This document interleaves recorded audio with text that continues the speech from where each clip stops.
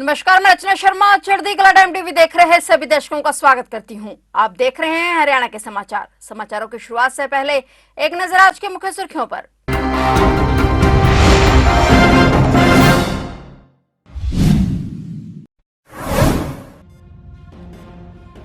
चंडीगढ़ में हरियाणा की विधानसभा का निर्माण गंभीर विषय, सभी पार्टियां राजनीति से ऊपर उठकर दें एक मत। मुख्यमंत्री नायब सिंह सैनी ने विपक्ष से की चर्चा।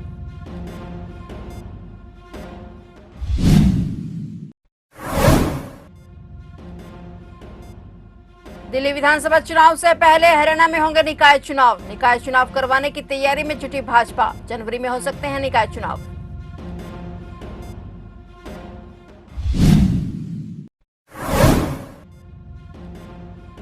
पानीपत में ज्वेलर्स की दुकान में ताला तोड़कर घुसे चोर, 7 लाख के गहने लेकर हुए फरार। सीसीटीवी में कैद हुई चोरी की बड़ी वारदात।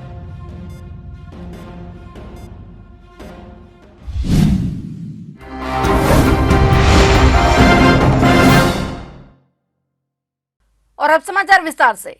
मुख्यमंत्री नायब सिंह सैनी ने कहा कि चंडीगढ़ में हरियाणा की विधानसभा का निर्माण एक गंभीर विषय है। इस पर सभी पार्टियों को राजनीति से ऊपर उठकर एकमत होकर अपनी बात रखनी चाहिए। इस विषय पर विपक्ष के सदस्यों ने कहा कि हम सरकार के साथ हैं, मुख्यमंत्री अगुवाई करें, सभी दल इकट्ठे होकर अपनी बात रखेंगे। इस दौरान मुख्यमंत्री ने कहा कि पंजाब के नेताओं ने पहले भी एसवाईएल को लेकर राजनीति की है, इससे हरियाणा के किसानों को उनके हक का पानी नहीं मिला। जबकि माननीय सुप्रीम कोर्ट ने भी कहा कि एसवाईएल का पानी हरियाणा के किसानों को मिलना चाहिए। इस देश के अंदर ऐसा नहीं होना चाहिए कि माननीय सुप्रीम कोर्ट को भी बाईपास किया जाए, यह दुर्भाग्यपूर्ण है। ऐसे ही अब पंजाब के नेता हरियाणा विधानसभा के निर्माण के विषय पर भी सवालिया निशान लगा रहे हैं, जो दुर्भाग्यपूर्ण है। मुख्यमंत्री ने कहा कि इस विषय पर पूरा हरियाणा एकमत है और विधानसभा के सभी सदस्य भी एकमत होकर जो बात रखेंगे उसी बात को हम आगे बढ़ाएंगे। ये पहले ही चाह रहा हूँ कि इसके ऊपर डिटेल में बैठ करके जैसा भी होगा तो जो भी आप कहेंगे किन के साथ बैठना है और क्या हमने वक्तव्य देना, हम पूरा वक्तव्य देंगे, क्योंकि हमारे लिए बड़ा गंभीर मामला है हरियाणा के लिए कि एसवाईएल का पानी हमारे किसान को मिले, जो हमारे एग्रीमेंट के अंदर है, जो माननीय सुप्रीम कोर्ट ने भी इस बात के लिए आगाह किया है कि ये पानी के ऊपर हरियाणा के किसान को मिलना चाहिए और वो मिलना चाहिए, क्योंकि इस देश के अंदर ऐसा नहीं होना चाहिए कि माननीय सुप्रीम कोर्ट को भी बाईपास किया जाए। ये दुर्भाग्यपूर्ण है। हमारे हरियाणा के सभी माननीय सदस्य हैं और सभी बैठ करके जो एक मत के अंदर चलेंगे।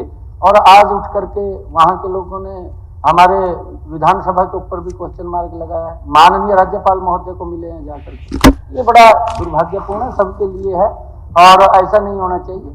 आज इस मत के ऊपर पूरा का पूरा हरियाणा एक मत है और जो भी आपके दिशा निर्देश होंगे बैठ करके जैसे भी विषय होगा सब इकट्ठे उसके अंदर बात करेंगे। हरियाणा में विधानसभा चुनाव में जीत के बाद भाजपा निकाय चुनाव की तैयारी में जुट गई है। बीजेपी से लेकर मेगा प्लान तैयार कर रही है। शहरों में सरकार बनाने के लिए मुख्यमंत्री नायब सिंह सैनी ने खुद कमर कस ली है। जीत सुनिश्चित करने के लिए सीएम सैनी ने पार्टी विधायकों के साथ मंत्रियों के भी टास्क दिए हैं और सीएम सैनी ने कहा कि वह दिसंबर से लेकर जनवरी तक अपने अपने शहरी क्षेत्रों में सक्रिय होकर काम करें। शहरों में जल निकासी और साफ सफाई के साथ सड़कों पर फोकस करने के लिए संबंधित अधिकारियों को निर्देश दिए गए हैं। एक दिन पहले पंचकूला में हुई संगठन की मीटिंग में निकाय चुनाव को लेकर सभी कार्यकर्ताओं और पदाधिकारियों को ग्राउंड वर्क पर काम शुरू करने को कहा गया है। ऐसे में चर्चा है कि नए साल की शुरुआत यानी जनवरी में निकाय चुनाव हो सकते हैं। सूत्रों का कहना है कि यदि जनवरी में निकाय चुनाव होंगे तो दिसंबर लास्ट में इसका नोटिफिकेशन जारी कर दिया जाएगा।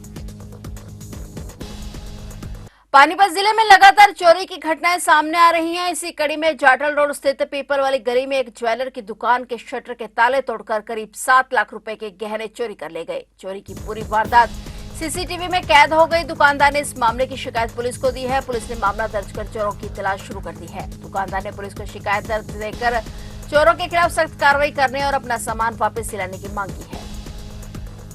भिवानी, महेंद्रगढ़ और पानीपत में बढ़ते वायु प्रदूषण को देखते हुए 12वीं कक्षा की छुट्टियों की घोषणा कर दी गई है। इसको लेकर डीसी ने भी अपने अधिकारियों की बैठक ली है और केंद्रीय प्रदूषण नियंत्रण बोर्ड और पर्यावरण मंत्रालय की ओर से गठित वायु गुणवत्ता प्रबंधन आयोग ने ग्रेडेड रिस्पांस एक्शन प्लान के चौथे चरण को लागू कर दिया है। ऐसे में सभी अधिकारी यह सुनिश्चित करें कि ग्रेड 4 को सख्ती से लागू किया जाए। डीसी ने कहा कि जिला महेंद्रगढ़ एनसीआर क्षेत्र में आता है। ऐसे में गुणवत्ता प्रबंधन आयोग की ओर से जारी सभी प्रतिबंधों को लागू किया जाए। वायु प्रदूषण को देखते हुए जिलों में तुरंत प्रभाव से 12वीं तक सभी स्कूलों में आगामी आदेशों तक छुट्टी करने के आदेश पारित कर दिए गए हैं। अध्यापक स्कूलों में मौजूद रहेंगे और ऑनलाइन मोड पर क्लास लगाएंगे। उन्होंने नागरिकों से आह्वान किया कि वे कूड़े पर आग न लगाएं और ऐसा करने पर जिला प्रशासन जुर्माना लगाएगा।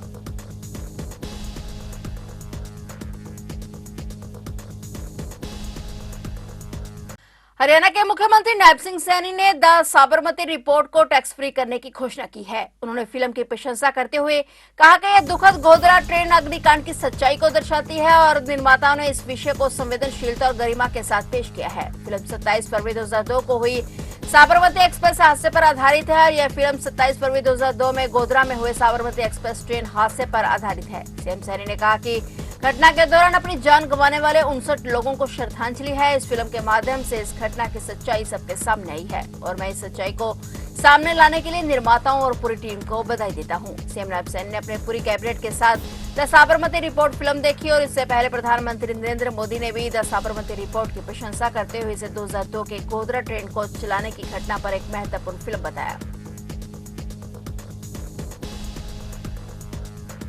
हरियाणा में वायु प्रदूषण से कई जगह पर स्थिति खराब हो गई है। अधिकतर जिलों में एक्यूआई के आंकड़े रेड और ऑरेंज अलर्ट की स्थिति दर्शा रहे हैं। ये हाल एक्यूआई के औसत आंकड़ों से जाहिर हो रहा है, जबकि प्रदेश में अंबाला एकमात्र जिला ऐसा बचा है जो येलो अलर्ट पर है। इसका मतलब है कि वायु प्रदूषण के लिए तैयार रहें। बीते वर्षों में पंचकुला की हवा अक्सर सबसे साफ रहती थी, मगर इस बार पंचकुला की हवा भी प्रदूषित नजर आ रही है। यह मंगलवार को एक्यूआई 219 दर्ज किया गया था। हालांकि अगर अंबाला में सर्वाधिक एक्यूआई नजर डाली जाए तो यह सोमवार को 322 दर्ज किया गया था। इसे भी हम 2.5 बढ़ा हुआ दिखाई देता है। अंबाला, करनाल, कुरुक्षेत्र और पानीपत जिलों में सर्वाधिक एक्यूआई कुरुक्षेत्र का 338 तक पहुंचा है, जबकि अन्य 3 जिलों में 300 से अधिक एक्यूआई है। इसके साथ ही औसत एक्यूआई इससे कुछ कम है। खासकर दोपहर के समय में हवा सबसे अधिक प्रदूषित है, जिस समय वाहनों की आवाजाही काफी बढ़ जाती है। इतने प्रदूषण में एक बार को तो यह जिले वायु प्रदूषण के रेड अलर्ट पर आ जाते हैं। रेवाड़ी के नागरिक अस्पताल में बुधवार सुबह अचानक आग लगने से अफरा तफरी का माहौल बन गया। आगजनी की यह घटना अस्पताल के गायनी विभाग में हुई, जहां धुआं भर जाने के कारण मरीजों और स्वास्थ्य कर्मचारियों को काफी परेशानी का सामना करना पड़ा। आग लगने की वजह शॉर्ट सर्किट बताई जा रही है। बताया जा रहा है कि अस्पताल में बिजली की तारें काफी पुरानी हो चुकी थी, जिससे शॉर्ट सर्किट हुआ और आग लग गई। घटना की जानकारी मिलते ही दमकल विभाग की टीमें मौके पर पहुंची और दमकल उपकरणों का इस्तेमाल करते हुए आग पर काबू पाया गया। अस्पताल प्रशासन और दमकल विभाग की तत्परता से बड़ा हादसा टल गया और वहीं मौके पर पहुंची पुलिस ने भी आकर मुआयना किया। सदस्यता अभियान के तहत भाजपा प्रदेश अध्यक्ष मोहनलाल बडोली करनाल पहुंचे। इस दौरान करनाल पहुंचे भाजपा प्रदेश अध्यक्ष मोहनलाल बडोली ने दिल्ली के मुख्यमंत्री आतिशी पर निशाना साधा। उन्होंने कहा कि आतिशी ने कभी पराली नहीं देखी होगी और पराली के बारे में वो जानती भी नहीं होंगी। पराली के बारे में जिस तरह से वो बयानबाजी करते हैं, पहले वो किसानों से मिले और किसानों के खेत में जाकर देखें पराली उत्पन्न कैसे होती है और पराली प्रयोग में कैसे आती है। जो किसान का नाम लेकर, पराली का नाम लेकर प्रदूषण को रोकने की बजाय उस जिम्मेवारी से भागते हैं, किसान के नाम का सहारा लेते हैं। और आज हमारे देश का किसान बहुत जागरूक हुआ है। उन्होंने कहा कि हमारे देश का किसान देश प्रेमी और पर्यावरण प्रेमी है। हरियाणा में किसानों को पराली प्रबंधन के लिए काफी यंत्र मुहैया कराए गए हैं। कांग्रेस पार्टी इतनी कमजोर हो चुकी है कि उसके विषय में सोचना ही, राजनीतिक विश्लेषण करने वाले लोग और पत्रकार साथी भी बार बार ये प्रश्न करते हैं। ये कांग्रेस की अपनी अंदरूनी लड़ाई है और ये कांग्रेस की भी लड़ाई नहीं है, ये परिवारों को बचाने की लड़ाई है। कांग्रेस पार्टी आज परिवारवादी पार्टी हो चुकी है। कोई अपने बेटे को स्टैब्लिश करना चाहता है, कोई अपने भाई को करना चाहता है। इस प्रकार से कांग्रेस पार्टी अपने झगड़ों में फंसी। आतिशी जो दिल्ली की मुख्यमंत्री, आज उन्होंने प्रेस कॉन्फ्रेंस की और पराली का जिक्र किया। उन्होंने कहा कि पंजाब में 80% तक पराली कम हो गई है, तो बाकी राज्य इस तरफ क्यों नहीं ध्यान दे रहे हैं? अब वो आतिशी को मैं क्या कहूँ, उसको पराली तो देखी भी नहीं होगी, उसने पराली के बारे में वो जानती भी नहीं होगी। और पराली के बारे में जिस प्रकार की वो बयानबाजी करते हैं, पहले वो किसान से मिलें, किसान के खेत में देखें पराली उत्पन्न कैसे होती है और पराली प्रयोग में कैसे आती है। जो किसान का नाम लेके और पराली का नाम लेके और प्रदूषण को कम करने की जो व्यवस्थाएं करनी चाहिए, उस जिम्मेवारी से भागते हैं और किसान के नाम का सहारा लेते हैं। आज हमारे देश का किसान बहुत जागरूक हुआ है। हमारे देश का किसान देशभक्त है। हमारे देश का किसान पर्यावरण प्रेमी है। हमारे देश का किसान जहां अन्न के द्वारा अन्न उत्पादन करके लोगों के पेट भरने की व्यवस्था करता है, वहाँ वो पर्यावरण की भी सुरक्षा और रक्षा करने का काम करता है। आज हमारा भारतीय जनता पार्टी की सरकार के द्वारा किसानों को इतना जागरूक किया गया है, उनको ऐसे साधन उपलब्ध करवाए गए हैं कि वो पराली ना जलाएं, पराली प्रबंधन की व्यवस्था की गई है। और आज पराली 1 एकड़ की पराली भी 7,000 से 10,000 रुपये में बिकती है। कौन किसान चाहेगा कि मैं अपना नुकसान करूं? लेकिन इस प्रकार की बयानबाजी किसान का नाम लेकर ना करें तो ये अच्छी बात है। और कांग्रेस पार्टी और आम आदमी पार्टी, कांग्रेस पार्टी जहां भ्रष्ट पार्टी है वहीं आम आदमी पार्टी महाभ्रष्ट पार्टी है।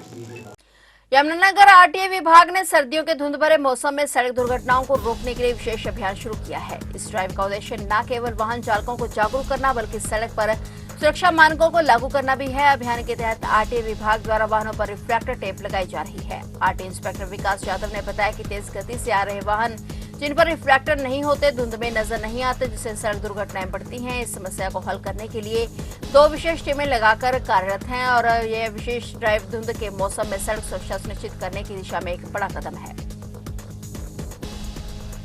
तो आप देख रहे थे हरियाणा के समाचार और नए समाचारों के साथ फिर से हाजिर होंगे। तब तक के लिए देखते रहिए चढ़ती कला टाइम टीवी।